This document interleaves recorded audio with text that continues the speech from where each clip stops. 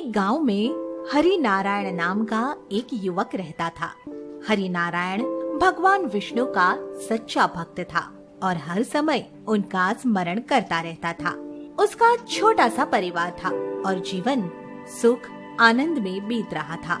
वह अपने सब काम हरि की इच्छा से करता था और हमेशा ही हरि इच्छा बोलता रहता था। बेटा, खाना खा ले और फिर जाकर अपनी दुकान संभाल। जैसी हरि की इच्छा, हरि इच्छा।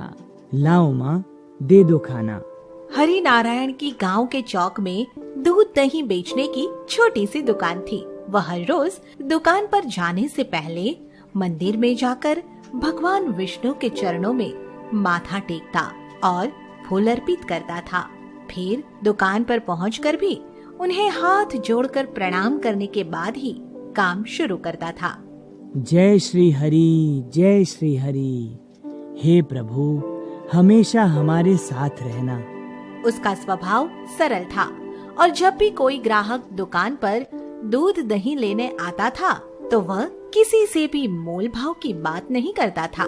ग्राहक जो भी उसे खुश होकर दे जाता उसे ही वह हरि इच्छा समझकर ले लेता और दुकान के गल्ले में डाल देता। हरि इच्छा कहते हुए वह किसी को कम दाम लेकर ज्यादा दूध दही दे देता तो किसी को बिना दाम लिए ही दूध दही दे देता। उसकी दुकान से कोई भी निराश होकर नहीं लौटता था। भाई हरि नारायण, मेरे पास पैसा नहीं है, घर में बच्चा भूखा है, थोड़ा दूध मिल जाए तो बच्चे को पिला दूंगा। हरि इच्छा। चिंता मत करो भाई, लो बच्चे के लिए दूध ले जाओ। इतना सब होते हुए भी उसकी दुकान अच्छी चल रही थी। भगवान विष्णु की उस पर ऐसी कृपा थी कि दूध दही में तो बरकत होती ही थी। साथ ही उसकी दुकान का गल्ला भी सदा पैसों से भरा रहता था। उसके इसी सरल स्वभाव को देखकर कुछ लोग उसे पागल भी कहते थे और उसकी हंसी भी उड़ाया करते थे। ओ हरि नारायण, तू पागल है क्या? लोगों को फ्री में भी दूध दही बांटता रहता है। हरि नारायण को दुकान चलाना नहीं आता है, मूर्ख है। हरि इच्छा, सब मेरे हरि की इच्छा से है भाइयों। हरि इच्छा, पागल कहीं का। इस तरह वह हरि इच्छा कहकर लोगों की बातों को टाल देता था। उसके कुछ मित्रों ने भी उसे इस बारे में समझाने की कोशिश की, मगर उसने उन सब से भी यही कहा कि यह सब उसके हरि की इच्छा से हो रहा है, इसमें उसकी कोई इच्छा नहीं है। सच तो यह था कि लोग केवल उसके व्यवहार को ही देख पाते थे, मगर वह ऐसा व्यवहार क्यों करता था इसके बारे में कोई नहीं सोचता था। भगवान विष्णु के प्रति उसकी सच्ची भक्ति और अटूट विश्वास की तरफ तो किसी का ध्यान जाता ही नहीं था। इसी बीच हरि नारायण की एक सुंदर और गुणवती लड़की से शादी हो जाती है और उसका गृहस्थ जीवन भी सुख से व्यतीत होने लगता है। शादी के कुछ दिन बाद जब एक रोज सुबह हरि नारायण अपनी दुकान पर जाने के लिए तैयार होता है तो उसकी पत्नी उससे कहती है, सुनो जी, हमारी बड़ी इच्छा है कि हम भी आपकी दुकान देखें। क्या हम भी आपके साथ दुकान पर चल सकते हैं?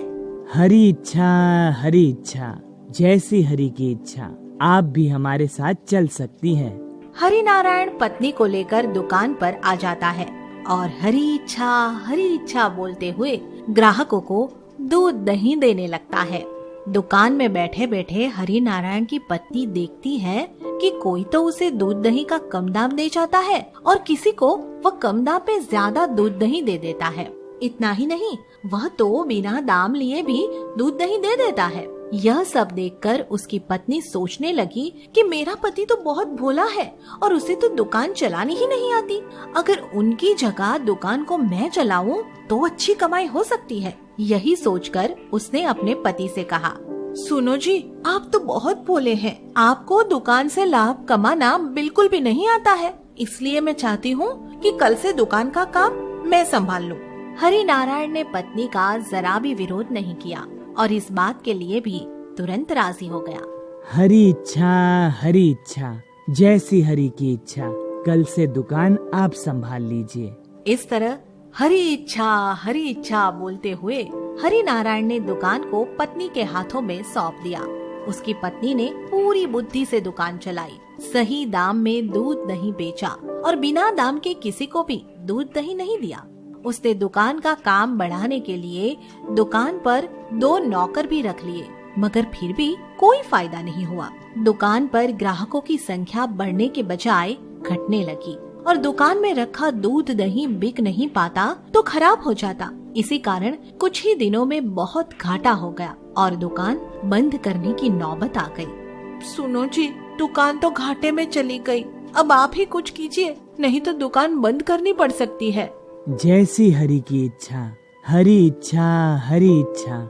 हरि यही चाहते हैं तो कल से मैं फिर से दुकान संभाल लेता हूँ। अगले दिन से ही हरि नारायण दुकान पर खड़ा हो गया और हरि इच्छा कहते हुए ग्राहकों को दूध दही देने लगा। इसी बीच उसकी पत्नी ने देखा कि जब भी वह किसी ग्राहक को दूध दही देता तो उसके साथ साथ 2 और हाथ दूध दही देते, और जब वह किसी से दूध दही के दाम लेता तो 2 और हाथ दाम लेते दिखाई देते। यह देखकर वह हैरत में पड़ गई और अपने पति से बोली, सुनो जी, मैंने देखा कि जब आप किसी ग्राहक को दूध दही देते हैं तो आपके साथ साथ 2 और हाथ दूध दही देते हैं, और जब आप किसी से दूध दही का दाम लेते हैं तो आपके साथ साथ 2 और हाथ दाम लेते हैं। आखिर यह क्या राज है? पत्नी की यह बात सुनकर हरि नारायण मुस्कुराने लगा और फिर बोला, ये सब मेरे विष्णु भगवान की लीला है। मेरे साथ साथ उन्हीं के हाथ दूध दही देते हैं और मेरे साथ साथ उन्हीं के हाथ दूध दही का दाम भी लेते हैं। मैं बचपन से ही उनका भक्त हूँ और उनमें मेरा अटूट विश्वास है। मैं अपना हर कार्य उनकी इच्छा से करता हूँ और इसीलिए वे मेरे हर कार्य में मेरे साथ रहते। हरि नारायण की बात सुनकर उसकी पत्नी बहुत खुश हुई और उस दिन से उसके मन में भी अपने पति की तरह भगवान विष्णु के प्रति अटूट विश्वास और भक्ति पैदा हो गई। ऐसे ही मजेदार कहानी के लिए चैनल सब्सक्राइब करें, शेयर करें और बेल आइकॉन दबाना ना भूलें।